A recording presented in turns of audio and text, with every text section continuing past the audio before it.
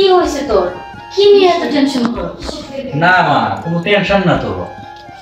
তাহলে কি হয়েছে? সব সময় ধরে চিন্তা ভাবনায় মগ্ন থাকস। আমার বিজনেসটা কিভাবে বড় করব এই নিয়ে টেনশনে আছি। আরে বিজনেস করিস না তো, মাথাটা পুরো নষ্ট করে ফেলাস। এত চিন্তা ভাবনা করে কি করবো? টাকা পয়সা বাড়ি গাড়ি কি কম আছে? এত টাকা পয়সা কি খাইবো? পৃথিবীতে চলতে গেলে টাকা পয়সার প্রয়োজন আছে মা। আচ্ছা আপু, তোমরা এতক্ষণ ধরে কি এত আরে ফুফু বসো। আমি বলিস না, আমার পাগল ছেলেটারে বুঝাইতেছি যে এত টাকা পয়সার পিছনে ছুটতেছে, এত টাকা পয়সা দিয়ে কি করবো?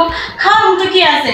এই পুরো বাড়িটা, এত বড় বাড়িতে আমি একা ফুফু, থাকি। তুমি একটু মারে বোঝাও তো, জীবনে চলতে গেলে টাকা পয়সার প্রয়োজন আছে, আছে কি না? ঠিক বলছে তো। আর তুমি বোঝো না কেন আপু? শোনো, টাকা পয়সার যেমন প্রয়োজন আছে, টাকা পয়সার যে খরচ করবো এরকম একটা জায়গারও প্রয়োজন আছে। এই পুরো এত বড় বাড়িতে আমি একা একা থাকি, আমার কি ভালো লাগে? তোমার কত করে কই সুন্দর দেখে একটা বউ মাইনা দাও, বাড়ির চোখের সামনে দিয়ে ঘুরবো, হাঁটবো, বৌমার জন্য এটা কিনবো ওটা কিনবো, দেখবো, মনটা শান্তি। হ্যাঁ, শুরু হয়ে গেছে। আমি অন্যের একটা মেয়ে আনি আর তোমার সাথে আমার আলাদা করে দেব, তাই না? আরে বাপ, পৃথিবীতে সব মাইয়া একরকম হয় না। ভালো লক্ষ্মী দেখে একটা বউ আনো, যে তুমি আমার যেমন ভালোবাসো ওই বৌমা দেখো আমার সেম ভালোবাসো। ভালোবাসবো। আশেপাশে যে কদ্দুসের বউরা দেখতাছি ডেইলি তার মারে করতে বাই করে দিতেছে। অমুক পাড়ার এই যে মাসুদের বউরা দেখতাছি তার মারে বাই করে দিতেছে। আমি মা ওইসব দেখতে পারবো না, তোমাকে ছাড়া আমি থাকতে পারবো না। আমি জানি তুমি আমার সাথে থাকতে পারবে না, তোমার অনেক কষ্ট হয়েছে। দেখ বাবা, সব বৌমা একরকম না, ওরা যে বউগুলা আছে সেগুলো অশিক্ষিত। আচ্ছা, ঠিক বলছে বাবা, না বাবা আপু ঠিক বলছেন। তুমি রাজি হয়ে যাও। আর কতদিন আর একা একা থাকবে? একটা তো বৌমার প্রয়োজন আছে। দেখো, তুমি ব্যবসা বাণিজ্য গুছাবা ঠিক আছে, বৌমার সাথে রেখেও তো ওইগুলো করতে পারো তুমি। একদম ঠিক কথা কইছিস, বৌমা থাক ভালো হইব, তোর ব্যবসা একটু হেল্প হইব, তুই কখন কি করবি, কোথায় টাকা দিবি না দিবি তোর একটু বুদ্ধি পরামর্শ দিব। আমার তো বয়স হয়ে গেছে বাবা, আমি তো এসব বুঝি না। আর বুঝছি তোমার মাথায় যে ভূত চাপছে, তুমি আমার শান্তিতে থাকবা দিবা না। আচ্ছা যাক, তোমার মন মতো তুমি মেয়ে দেখো। আমার ছেলেটা কত ভালো, মায়ের কথা শুনে, তুই একটু ভালো করে বুঝা।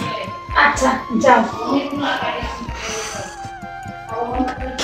বাবা শুনো, আর যাই হোক মায়ের কথা ভেবে না, কারণ তুমি অনেক ভদ্র একটা ছেলে, তুমি তো অনেক ব্যবসা বাণিজ্য নিয়ে অনেক কিছুই করছো। ফুফু শোনো, আমি সবই বুঝি, এ তোমার ভয় হয়। যদি একটা মেয়ে আইসা সে আমার মারে আমার কাছ থেকে আলাদা করে দেয়, এটা আমি কখনো সহ্য করতে পারবো না। তিনটা জীবন নষ্ট হয়ে যাবে, এই ভয়েতে আমি শুধু বিয়ে করি না।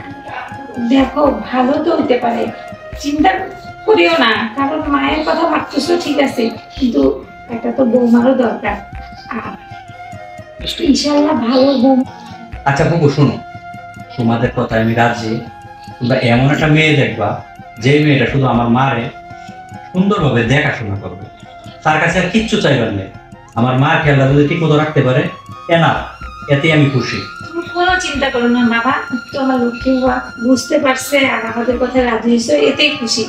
যাই আপুকে যা সুসংবাদটা শুনে আসি। আর আমার হাতে যা আপুকে অনেক ভালোবাসে, আমি রাজি করাইতে পারছি। আর তোমার দেখিও মনের মতো একটা বউ নিয়ে আসবো আমরা, যে বউ তোমার কথাও শুনবে, তোমার মার কথাও শুনবে। ঠিক আছে ঠিক আছে, আমি আসি। এতদিন তো আমার মারে সামলাইছি, এখন সাথে আমার ফুফু, কি করব আমি কিছু ভেবে পাইতেছি না। যাক, তাদের খুশিতে তো আমার খুশি। বিয়ে করাতে যাচ্ছে, সমস্যা নেই।